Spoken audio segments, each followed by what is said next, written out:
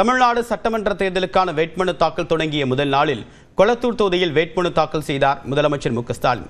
திமுக கூட்டணி 200 இடங்களில் வெல்லும் என்றும் சூளுரைத்துள்ளார்.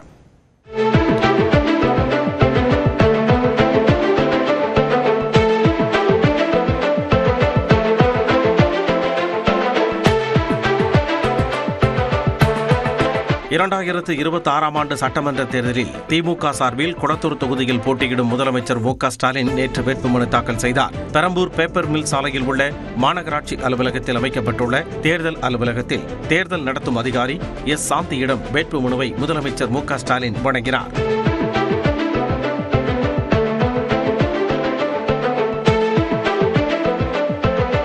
தொடர்ந்து செய்தியாளர்களை சந்தித்த முதலமைச்சர் மு க ஸ்டாலின் எத்தனை முனை போட்டி நிலவினாலும் திமுக கூட்டணி வெற்றி பெறும் என நம்பிக்கை தெரிவித்தார்.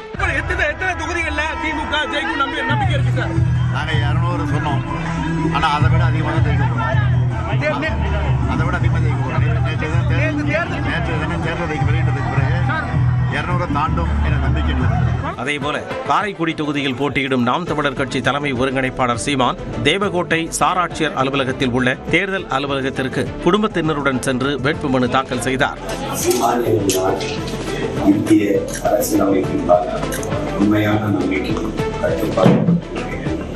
தொடர்ந்து செய்தியாளர்களை சந்தித்த சீமான் இலவசங்களை அறிவு சமூகம் ஏற்பது கொடுமை என்று ஆவேசமாக தெரிவித்தார். யார் கேட்டது இலவசம்? இதே ஐயா ஸ்டாலின் பேசினதற்கு எதிர்கட்சியா இருக்கும்போது இலவசங்களை மக்கள் விரும்பல, அதை எதிர்பார்க்கல, அவங்க வேலை தான் கேட்கறாங்க அப்படின்னு பேசினதற்கு இப்ப நீங்க திருப்பி அதே செய்றீங்க. இதேபோல் தமிழ்நாடு சட்டமன்ற தேர்தலில் முதல் முறையாக போட்டியிடும் தவைக தலைவர் விஜய் சென்னை பெரம்பூர் தொகுதியில் வேட்புமனு தாக்கல் செய்தார்.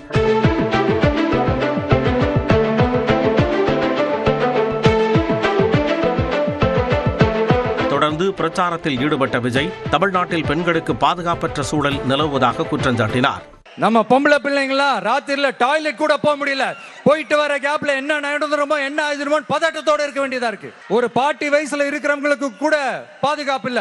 திருச்சி மேற்கு தொகுதியில் அமைச்சர் கே என் நேரு, கரூரில் முன்னாள் அமைச்சர் எம்.ஆர். விஜயபாஸ்கர், திருச்செந்தூரில் அமைச்சர் அனிதா ராதாகிருஷ்ணன், கோபிச்செட்டிப்பாளையத்தில் தவேக சார்பில் செங்கோட்டையன் ஆகியோர் வேட்புமனு தாக்கல் செய்தனர். இதேபோல சென்னை சைதாப்பேட்டையில் அமைச்சர் மா சுப்பிரமணியன், மணச்சநல்லூரில் திமுகவின் கதிரவன், வேதாரண்யத்தில் நாம் தமிழர் கட்சி சார்பில் இடும்பாவனம் கார்த்திக் வேட்புமனு தாக்கல் செய்தனர். நாம் தமிழர், தவேக உள்ளிட்ட அரசியல் கட்சிகளைச் சேர்ந்த வேட்பாளர்கள் முதல் நாளில் வேட்புமனுவை தாக்கல் செய்தனர். சென்னை பெரம்பூர் தொகுதியில் வேட்புமனு தாக்கல் செய்த தவேக தலைவர் விஜய் தனக்கு 624 கோடி ரூபாய் மதிப்பிலான அசையும் மற்றும் அசையா சொத்துக்கள் இருப்பதாக பிரமாண பத்திரத்தில் தெரிவித்திருக்கிறார்.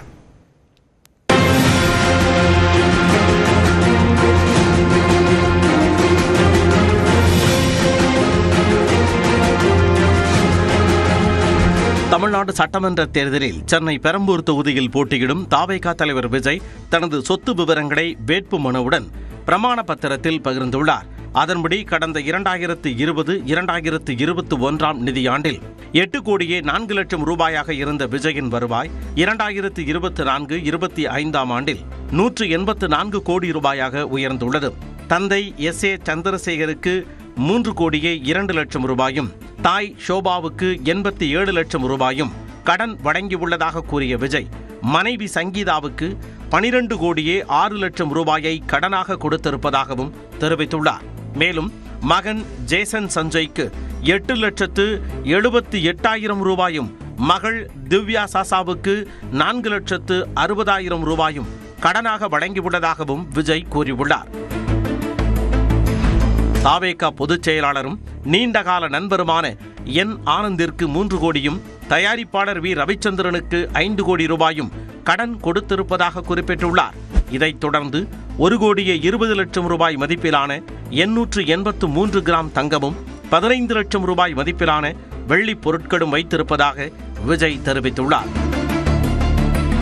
மனைவி சங்கீதாவிடம் 4 கோடியே 7 லட்சம் ரூபாய் மதிப்பிலான தங்கமும், 5,10,000 ரூபாய் மதிப்பிலான வெள்ளி பொருட்களும், 1 கோடி ரூபாய் மதிப்பிலான வைரமும் இருப்பதாக விஜய் வேட்புமனுவில் கூறியிருக்கிறார். மேலும் 80 லட்சம் ரூபாய் மதிப்பிலான BMW 530 கார், 3 கோடி ரூபாய் மதிப்பிலான டொயாட்டோ லக்ஸஸ் 350 கார், 2 கோடி ரூபாய் மதிப்பிலான BMW 17 கார், 5,35,000 ரூபாய் மதிப்பிலான மாருதி ஸ்விஃப்ட் மற்றும் 67,000 ரூபாய் மதிப்பிலான டிவிஎஸ் எக்ஸல் சூப்பர் உள்ளிட்ட வாகனங்கள் வைத்திருப்பதாக பிரமாண பத்திரத்தில் கூறியுள்ளார். விஜயின் வருமான வரி நிலுவை 2011-2012 நிதியாண்டில் 91 லட்சம் ரூபாய் என்றும் 2022-2023 நிதியாண்டில் 14,13,000 ரூபாய் எனவும் தெரிவிக்கப்பட்டுள்ளது.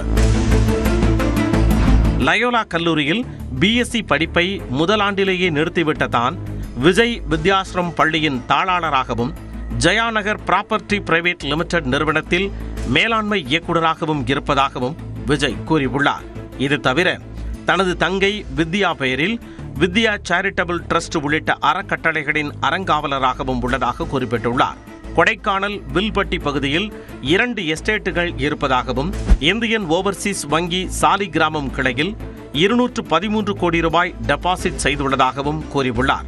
மேலும் ஆக்சிஸ் வங்கி இந்திரா நகர் கிளையில் 57 கோடி, HDFC பெசன்ட் நகர் கிளையில் 77 லட்சம் இருப்பதாகவும் மனைவி சங்கீதாவின் HDFC பெசன்ட் நகர் கிளை வங்கி கணக்கில் 10 கோடியே 43 லட்சம் ரூபாய் டெபாசிட்டாக உள்ளதாகவும் தாவேகா தலைவர் விஜய் தெரிவித்துள்ளார்.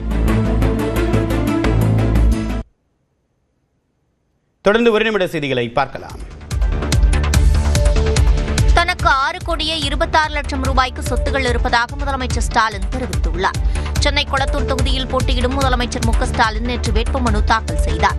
அதில் கடந்த நிதியாண்டில் முதலமைச்சர் ஸ்டாலின் 30,94,000 ரூபாய் வருமானம் ஈட்டியதாகவும் அவரது மனைவி துர்கா ஸ்டாலின் 5,33,000 ரூபாய் வருமானம் ஈட்டியதாகவும் குறிப்பிடப்பட்டுள்ளது. முதலமைச்சரிடம் 10,000 ரூபாய் ரொக்கமாக கையிருப்பில் இருப்பதாகவும் மனைவியிடம் 40,000 ரூபாய் இருப்பதாகவும் தெரிவிக்கப்பட்டுள்ளது. இருவரிடமும் கார், இருசக்கர வாகனம் போன்ற எந்த வாகனங்களும் இல்லை எனவும் பரஸ்பர நிதிகள், பத்திரங்கள், பங்குகள் இல்லை என்றும் குறிப்பிடப்பட்டுள்ளது. பஞ்சாப் நேஷனல் வங்கியின் சேமிப்பு கணக்கில் 64,000 ரூபாயும் தேர்தல் செலவுக்காக TMB கிளையில் 10 லட்சம் ரூபாயும் இருப்பதாக குறிப்பிட்டுள்ளார். மனைவியின் வங்கிக் கணக்கில் 47 லட்சம் ரூபாய் இருப்பதாக தெரிவித்துள்ளார். தன்னிடம் தங்கம், வெள்ளி உள்ளிட்ட ஆபரணங்கள் எதுவும் இல்லை என வேட்புமனுவில் குறிப்பிட்டுள்ள முதலமைச்சர் மனைவியிடம் 84 லட்சம் ரூபாய் மதிப்பிலான 720 கிராம் பழைய தங்க நகைகள் இருப்பதாக குறிப்பிட்டுள்ளார். தனது பெயரில் 2 கோடியே 96 லட்சம் ரூபாய் மதிப்பிலும் மனைவி பெயரில் 2 கோடியே 11 லட்சம் ரூபாய் மதிப்பிலும் அசையா சொத்துகள் இருப்பதாகவும் முதலமைச்சர் ஸ்டாலின் தெரிவித்துள்ளார். தஞ்சையில் 5,72,000 ரூபாய் மதிப்பிலான விவசாய நிலமும், திருவாரூரில் 1 கோடியே 12 லட்சம் ரூபாய்க்கு வேளாண் பயன்பாடு இல்லாத நிலமும் இருப்பதாக முதலமைச்சர் குறிப்பிட்டுள்ளார். மோடியும் அமித்ஷாவும் தான் எதிர்க்கட்சித் தலைவர் எடப்பாடி பழனிசாமியின் கொள்கை தலைவர்கள் என துணை முதலமைச்சர் உதயநிதி ஸ்டாலின் விமர்சித்துள்ளார். காஞ்சிபுரத்தில் தனது பரப்புரையை தொடங்கிய துணை முதலமைச்சர் உதயநிதி திமுக நிறுவனர் பேரறிஞர் அண்ணாவின் நினைவில்லத்திற்கு சென்று அவரது உருவச் சிலைக்கு மாலை அணிவித்து மரியாதை செலுத்தினார்.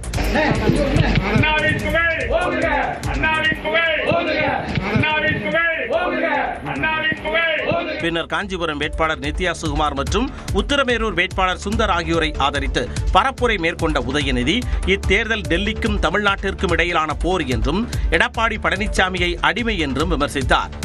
எதிர்க்கட்சி தலைவர் எடப்பாடி பழனிசாமி அவர்கள் தேர்தல் பிரச்சாரத்தை எங்கே ஆரம்பிச்சார் தெரியுமா? சென்னையில பாஜக போட்டியிடுற மயிலாப்பூர் தொகுதியில் தான் தன்னுடைய பிரச்சாரத்தை ஆரம்பிச்சார். இதுல இருந்து என்ன தெரியுது? நம்மளுடைய கொள்கை தலைவர்கள் பேருங்க அண்ணாவும் டாக்டர் கலைஞரும். எடப்பாடி பழனிசாமியோட கொள்கை தலைவர் யாரு? அமித்ஷாவும் மோடி அவர்களும். பாசிச சக்திகளுக்கு தமிழகத்தில் எப்பொழுதும் இடமில்லை என்றும் உதயநிதி ஸ்டாலின் தெரிவித்தார்.